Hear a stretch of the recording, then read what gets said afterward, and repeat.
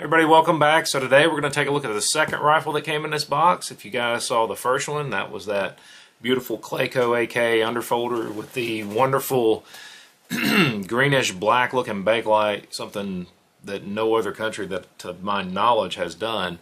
But what is in here today is something that Hickok 45 you might like, simply because it has a butt pad extension on it.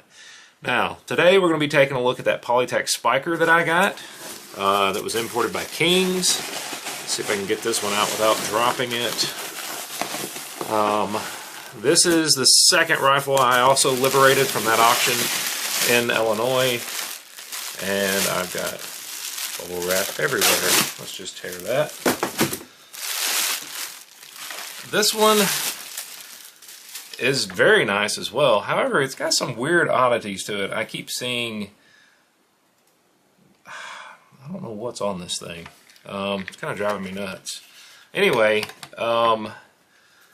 so this is a Polytech spiker. It's also known as a mod AKS. Our model is the AKS-762. It's a very strange looking Polytech in my opinion. Given the fact that it has a butt pad extension like you would see on a lot of the SKSs that were imported, but this is by no means, boys and girls, this is not a PSA clone. This is the OG. It's not a double underfolder, but it is an underfolder, and I think that's really cool. So let's take a closer look at it. If you guys want to know what I paid for this, you can go back and reference my previous video. You will see Polytech Inc., Beijing, China. And then you see the factory code, which looks like 016, I think. To get a close-up on that. But it has a very similar kind of rough machined barrel on it. You can see the lathe marks on it like Misha was talking about in his other video talking about the Clayco rifle. Excuse me. And you guys saw it on mine as well. I don't know what this weird stuff is. It kind of looks like dried cosmoline or something. I don't know what's going on. But the cool thing is it does have that cool bayonet. Now you will also see here imported by King's Firearm Specialty, Atlanta, Georgia. I do have another one that I got from Atlanta, or that came from King's, but the cool folding bayonet, which you don't see on any AKs now, except for the ones that PSA is doing on their retro rifles. Does have the cleaning rod, and you guys can kind of see where it passes through right there. Looks a little strange to me, but hey, I guess that's the way they made it.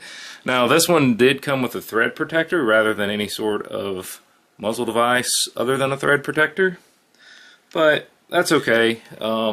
This one decidedly looks a little, I don't know, a little bit more on the rough side on the inside. We're going to take a look at it, see if what numbers do match. I don't suspect that there's a whole lot of numbers that are going to be marked on this. I could be totally wrong.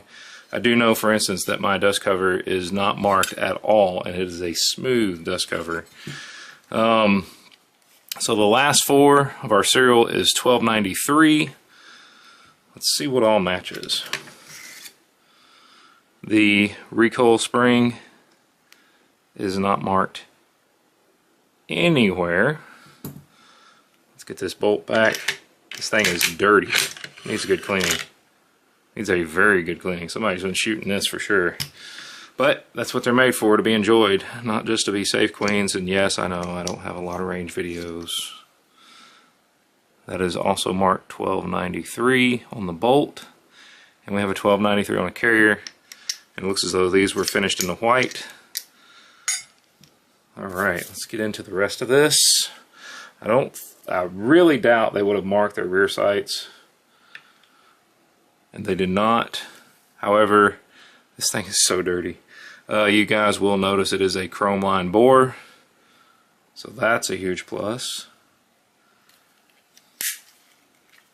Let's see if we can get this gas tube off, take a look at it. That came out easier than I expected. I say that.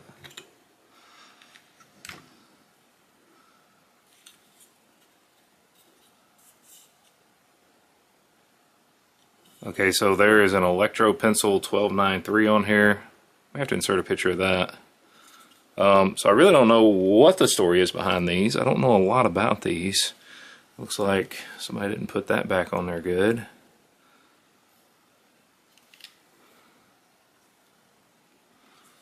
So it looks like my lower handguard is a little janky.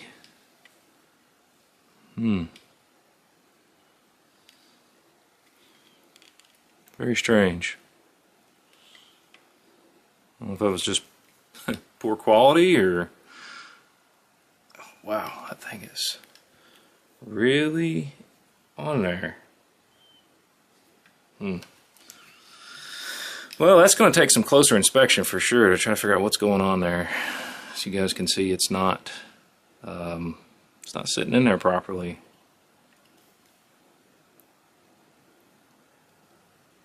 And I don't know if that's from the original manufacturing of it. I don't know what happened there. But it's definitely going to take some closer inspection. In the meantime, we're going to take a look at the bore. And it is a gorgeous mirror bright bore. Picture up in the top left. So, guys, don't always assume that your AKs are going to be perfect when you get them in, especially if you can't see the pictures under the hood. I could not see the pictures under the hood on this one, and as a consequence, you guys can kind of see there's some strange things going on here. Is it a deal killer? No. But you guys can tell that she needs a good cleaning for sure, and may require a little bit of fitting here on this lower handguard. Yeah,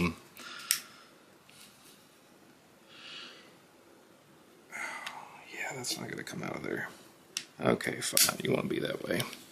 Anyway, I was going to look under that safety selector, but it's not happening today. But, like I said before, this is one of those AKs that Hickok 45 would probably like, since it's got that rubber butt pad extension. By the way, Hickok 45, if you watch this, which I doubt you will because I'm such a small channel, if you ever want to borrow this and shoot it, man, let me know. I'm located in the same great state as you. Just throwing that out there. I'd be more than happy to pay you a visit. But anyway, that's a really cool AKS. I like it. There is some weirdness going on with the handguard I'm going to have to figure out. That's obviously not sitting right. At least the lever's not sitting right. But, man, that thing is just, it's wedged. Anyway, have to take a look at that. That may require some fixing. I don't know, but you don't see the Polytech spikers. That's for sure. At least if you do, you don't see them often. You know, I don't know how many of these they made. I don't know how many they imported. I imagine this is likely a pre-brand. I guess I could look at the as I knock everything off on the table.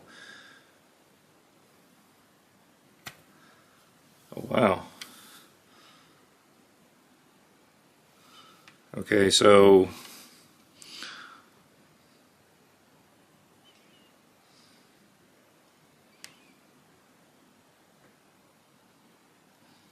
my muzzle device appears to be welded or soldered or something, but it is so clean, or maybe it's just tight, I can't even tell. That's going to require a little bit closer inspection too. We're going to have to fix that. But it's not anything that's outside the realm of possibility. You know, some of these old rifles just require some TLC. You never know who had them, how they treated them, things like that. This one is obviously quite dirty and is in need of good cleaning. Don't get me wrong, the barrel they cleaned well, but they did not clean the rest of the gun well, as you can see. But anyway, once again, liberated from the unconstitutional state of Illinois. Man, I hate it for them because you can't have these cool things anymore. And Donnelly Auctions would not even sell this to anyone in Illinois, and they said don't even bid on it. So that's a real kick in the keister right there. But anyway, just wanted to share this with you guys today. Once again, I didn't mention this part. It does have the double hook trigger. Like I said, you guys can see this. There's a weird, it's like a dried lacquer or something on here. It's kind of all over it. So I'm thinking that's the way it came into the country. Nothing wrong with it. It's just, you know, at least it's not rusting. But anyway, we're going to take a look at this and probably figure out what's going on here. Like I said, Hickok 45, if you want to borrow this one, sir, you probably don't have any interest in it. But if you do, reach out to me via my channel email. I'll be more than happy to lend it to you to play with on your range. You have an awesome range, by the way. But as always, guys, don't forget to exhaust your efforts. You can find things on ProxyBid that you normally cannot find anywhere else. Like these. I mean, I'd much rather have one of these than a PSA. Nothing against PSA. It's just, I'm sorry, guys. This is a higher quality AK, and I will argue that with you. But anyway, as always, guys, you know, if here's the thing, I'm just going to be honest with you. If you can afford a PSA and you like the PSA, go for it. But if you want the OG, this is definitely the way to go. And quite frankly, you know, in terms of American AK manufacturing, there's a lot of the forgings that just simply are not duplicated well in the U.S. manufacturing side. And that's just, I mean, that's just the cold hard truth. But anyway, just want to share this with you guys today, give you an option besides, you know, just your standard run-of-the-mill AKs. Definitely one I am super happy to show you guys today, and there are definitely more of these out there. You just got to keep your eye out for them, and yes, you can still get them, but you're likely not going to find one of these in a local gun shop, and you're going to pay an unbelievably astronomically large price on something that rhymes with bunhoker. So anyway, just want to share this with you guys today. If you guys have one of these, if you have a cool variant, let me know. I'm curious to see what you guys have. Let me know if your muzzle nut has I don't know what's going on with it. I'll have to figure that one out. Let me know if you guys have a weird kind of lacquer coating on yours too. Don't know what's up with that, but it looks good. I'm sure it'll run just fine. I did not look at the tail. Tail doesn't look bad on the carrier at all. I don't know how well that's showing up, thanks to my wonderful janky macro camera here. Yeah, it's a Sony too. That's messed up, but it's not bad. It's just normal wear. But anyway, just want to share this with you guys.